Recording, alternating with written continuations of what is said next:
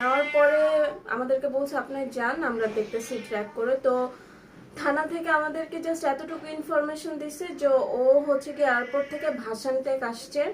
ভাসানটেক আসার পরে ও একটা নাম্বারে লাস্ট কল দিয়েছিল। ওই কল যে দিয়েছে ওই নাম্বারটাও আমাদেরকে দিছে।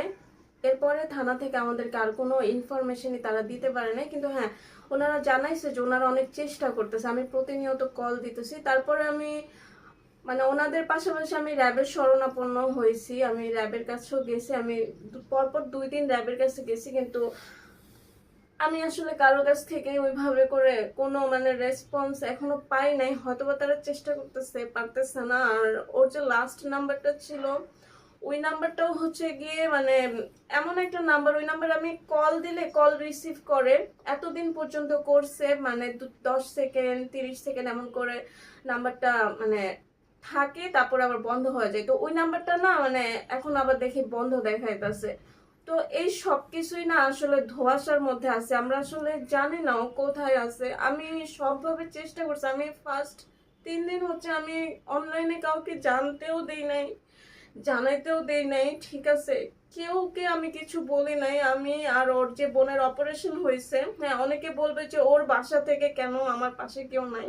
আমি একটু ক্লিয়ার করে দিয়ে, ওর সব বোনেরাই হচ্ছে দেশের বাইরে থাকে, একজনই দেশে আছে বর্তমানে।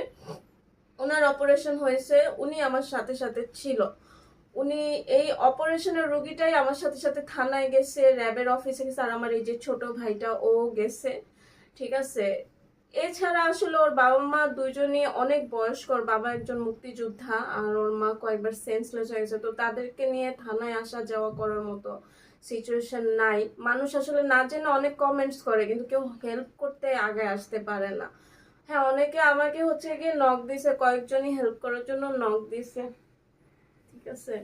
কিন্তু আজকে 5টা দিন আমি জানি যে আমার খাওয়া দাওয়া মানে আমি মনে হয় দৌড়ের উপরে আছি। এমন একটা জীবন আল্লাহ কাউকে না দেখ। আর তানভীর, তুমি আমাদের এখন পর্যন্ত কোনো ডিমান্ডিং কলও আসে নাই। ও যে হারায় গেছে এখন পর্যন্ত কোনো ডিমান্ডিং কলও আসে নাই, আজকে 5 ডেজ রানিং।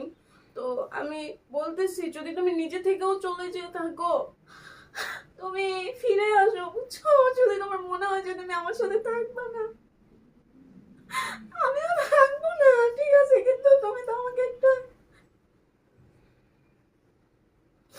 একটা ধোঁয়াশা লাইফের মধ্যে রেখে গেছো। তুমি চলে গেছো, সবাই মনে করে যে তুমি আমার সাথে ঝগড়া করি বা আমার সাথে কিছু হয়ে গেছে, কিন্তু আমার সাথে কিছু হয় নাই। আমি কোনোভাবেই জড়িত না বা কিছুই না। তুমি ফিরে আসো, তোমার ফ্যামিলি আছে। আমি এমনিতেও থাকবো না, তুমি আসো, একদম ফিরে আসো প্লিজ, সুস্থ স্বাভাবিক ভাবে। যদি তুমি তুমি যদি নর্মালে থাকো, তুমি যদি সবকিছু দেখে থাকো, তুমি চলে আসো, ঠিক আছে? আর 8টা বছর সম্পর্ক করে তারপরে আমরা আমরা পালায় বিয়ে করি নাই, আমরা ফ্যামিলিগত ভাবে দুই ফ্যামিলির বন্ডিং এ আমরা বিয়ে করেছি।